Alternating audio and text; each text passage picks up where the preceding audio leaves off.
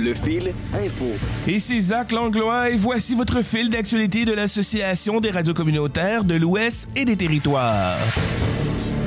Le gouvernement de la Saskatchewan tente de se retirer comme défendeur dans une nouvelle poursuite judiciaire en lien avec l'accident tragique des Broncos de Humboldt. Les avocats de plusieurs familles de victimes étaient présents au tribunal mardi pour s'y opposer. Le 6 avril 2018, le camion que conduisait Jaskirat Singh Sidhu a percuté l'autocar qui transportait les joueurs de l'équipe des Broncos de Humboldt. 16 personnes ont perdu la vie dans cet accident et 13 autres ont été blessées. 5 familles qui ont perdu des membres dans cet accident allèguent que la province était au courant des problèmes de visibilité à l'intersection des routes 35 et 335 près de Teesdale. L'avocat Kevin Miller cite un autre accident qui avait tué 6 membres d'une famille au même endroit en 1997. 8 mois après l'accident, un examen quant à la sécurité de l'intersection a dévoilé que des arbres bloquaient la vue des automobilistes. Ces arbres ont été enlevés et des bandes rugueuses ont été installées à leur place. Les gouvernements provincial et le camionneur responsable de l'accident tentent maintenant de se retirer de la poursuite. Ils souhaitent que le procès n'ait pas lieu. Comme nous le savons, les faits sont si prédominants que nous pouvons comprendre qu'ils ne veulent pas de procès, mais il en faut un, explique Kevin Miller. Il a indiqué au juge de la Cour du banc du roi que le gouvernement provincial n'a toujours pas soumis une déclaration de défense. Dans un avis au tribunal, le gouvernement provincial avait demandé d'être exclu de la poursuite parce que la Saskatchewan a une assurance sans égard à la responsabilité. Cela signifie qu'une personne reçoit des indemnités, peu importe qui est responsable de l'accident, mais la tentative d'action en justice pour la douleur et la souffrance est limitée. Les avocats du gouvernement de la Saskatchewan n'ont pas encore pris la parole à l'audience qui devrait se poursuivre jusqu'à vendredi.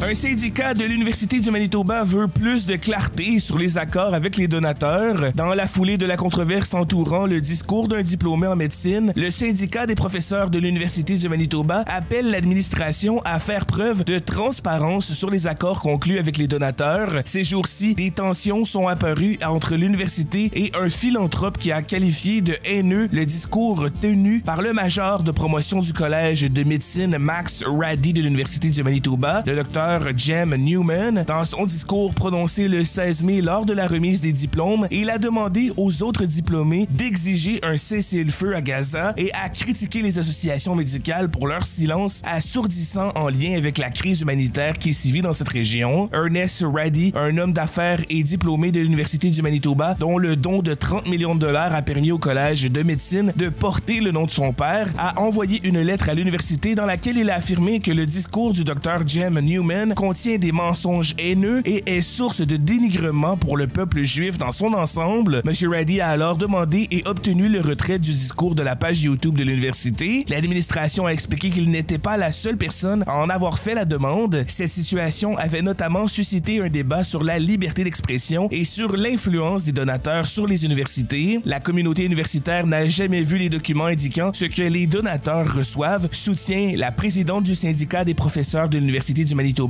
Orvie Dingwall. Selon Madame Dingwall, l'argent ne peut faire obstacle à la liberté d'expression et à la liberté académique sur le campus. Et dans une déclaration envoyée à la chaîne CBC, l'université a répondu que les donateurs n'ont pas d'influence sur les activités d'une faculté ou de l'université en général, quelle que soit l'importance de leurs dons.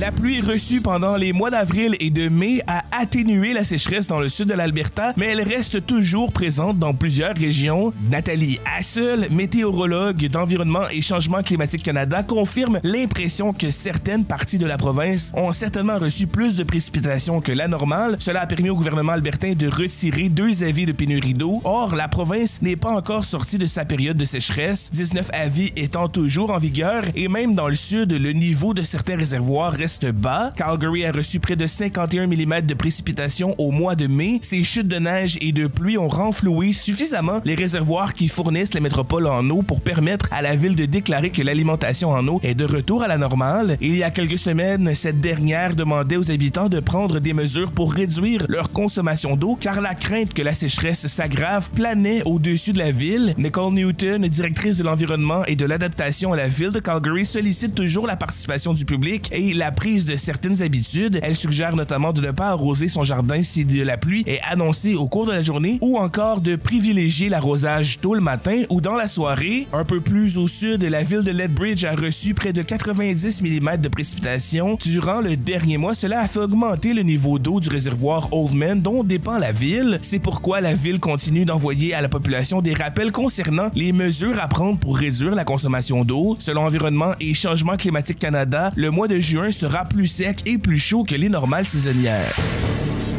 Les producteurs de fruits de la Colombie-Britannique prévoient de faibles récoltes. L'Association des producteurs de fruits de la Colombie-Britannique s'attend à de faibles récoltes cette année. En cause, selon elle, les événements météorologiques extrêmes qui touchent la province depuis plusieurs années. Scoodip Brar, vice-président de l'association, dit qu'il n'y aura que très peu de cerises, de pêche et de pommes. Du sud au nord de l'Okanagan, il n'y a pas de pêche comme le mentionne la consultante. C'est la même chose pour les nectarines et les abricots et c'est dû à l'épisode de gel extrême de janvier. Si habituellement des producteurs font appel à des travailleurs saisonniers pour les cueillettes, cette année, certains renonceront à les faire venir ou ils mettront fin à des contrats à compter du 10 juin. À l'aube d'une dure saison, l'Association des producteurs de fruits a organisé un rassemblement public au parc Giraud à Osoyoos mardi. Ils réclament l'appui des consommateurs et des mesures de la part des décideurs politiques pour soutenir la filière agricole. L'événement coïncidait avec la tenue de caucus du nouveau Parti démocratique de la Colombie-Britannique. Celui-ci est dans la région cette semaine. Scoodip Brar estime que la province peut apporter son aide en améliorant l'assurance liée aux pertes de production et en injectant du financement dans la filière. Selon lui, depuis le dôme de chaleur de 2021, les arbres et les plantes ne sont plus les mêmes. La santé des fruits et des arbres s'est dégradée. David Eby, le premier ministre de la Colombie-Britannique, reconnaît que les récents événements météorologiques ont causé des dommages et il est clair qu'il y a des grands défis à relever à Osoyoos et dans la région de Kelowna, en particulier dans le secteur de l'agriculture. La province a annoncé en mars dernier une aide financière de 70 millions de dollars pour des agriculteurs durement touchés par les événements météorologiques extrêmes.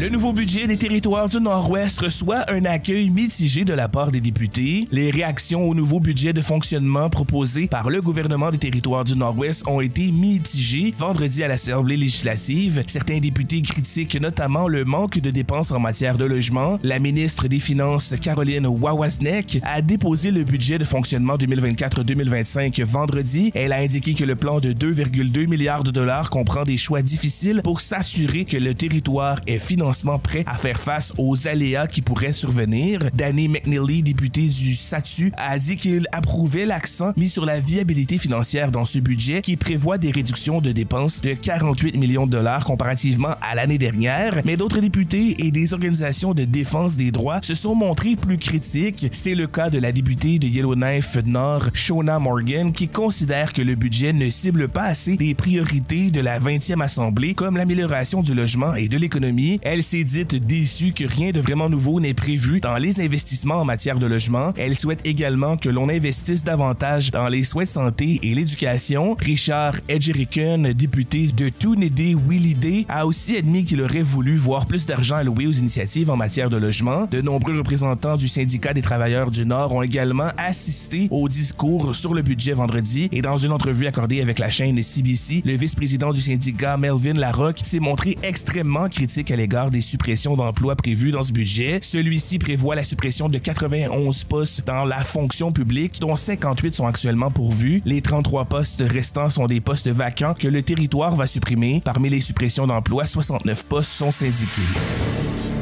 Un premier appareil d'imagerie par résonance magnétique au Nunavut. Des patients du Nunavut n'auront plus besoin de se rendre dans le sud du pays pour recevoir une imagerie par résonance magnétique cérébrale. Récemment, l'hôpital général de Qikiqtani à Iqaluit a reçu un appareil portatif capable de prodiguer de tels examens. Le 15 mai, l'appareil a effectué son premier examen cérébral. Ce type de technologie permet de capturer des images transversales du corps humain grâce à un champ magnétique puissant et à des ondes radio de très haute fréquence. Il peut notamment servir à détecter des tumeurs, des accidents vasculaires cérébraux et certains troubles neurologiques ou encore à déterminer la propagation d'un cancer dans le corps. L'appareil d'IRM portatif est contrôlé depuis une tablette iPad et peut être déplacé dans l'hôpital. Le personnel médical et les proches du patient peuvent par ailleurs rester au chevet de ce dernier pendant la durée de l'examen. Au lieu de transporter un patient vulnérable qui se trouve sous respirateur et dans une unité de soins intensifs, l'équipement peut être apporté près de lui, explique le ministre. Les Les avantages sont les mêmes pour des très jeunes nourrissons. Leurs parents ou tuteurs peuvent être à leur côté et leur tenir la main pendant l'examen. L'hôpital général de Qikiqtani dispose aussi de tomodensitomètre, communément appelé CT scan, un appareil qui permet d'obtenir une image du corps humain en 3 dimensions grâce aux rayons X. Le service des urgences de l'hôpital réalise actuellement environ 80 tomodensitogrammes cérébraux chaque mois selon le ministère de la Santé. Comme le tomodensitomètre doit être remplacé au courant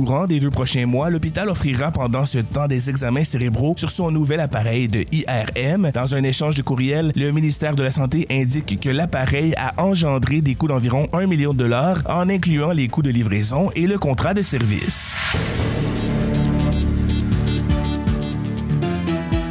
Le fil sportif. Plus de 5000 coureurs au 46e marathon de la Saskatchewan. Le 46e marathon de la Saskatchewan s'est déroulé dimanche matin à Saskatoon alors que plus de 5000 coureurs tentaient de battre leur record personnel de temps. Les coureurs pouvaient choisir parmi 5 parcours différents proposés par l'un des plus anciens marathons du Canada, peut-on lire sur le site web de l'organisation. Du parcours familial de 2,2 km à celui de 42,2 km, les athlètes pouvaient trouver chaussures à leurs pieds. Les fonds récoltés durant le marathon ont été versés à la Miwasyn Valley Authority, un organisme qui se consacre à la protection de l'environnement.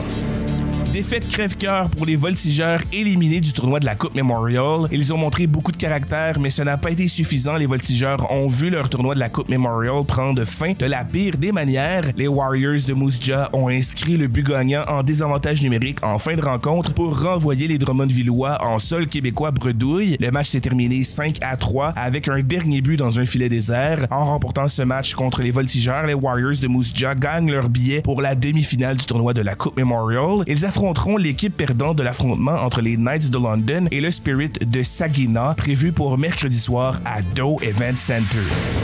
Scott Arniel a été nommé le nouvel entraîneur-chef des Jets de Winnipeg vendredi dernier. Il remplace Rick Bowness qui a annoncé sa retraite au début du mois de mai après 38 saisons passées dans la Ligue nationale de hockey. Cette annonce survenait après l'élimination de l'équipe au premier tour des séries contre l'Avalanche du Colorado. Scott Arniel était l'entraîneur adjoint sous M. Bowness depuis juillet 2022 et il a été appelé à le remplacer à 3 reprises pendant les saisons 2022-2023 et 2023-2024. Rick Bowness avait dû s'absenter pour des raisons de santé. En 25 matchs comme entraîneur-chef par intérim, le natif de Kingston en Ontario a obtenu une fiche de 15 victoires, 7 défaites et 3 défaites en prolongation.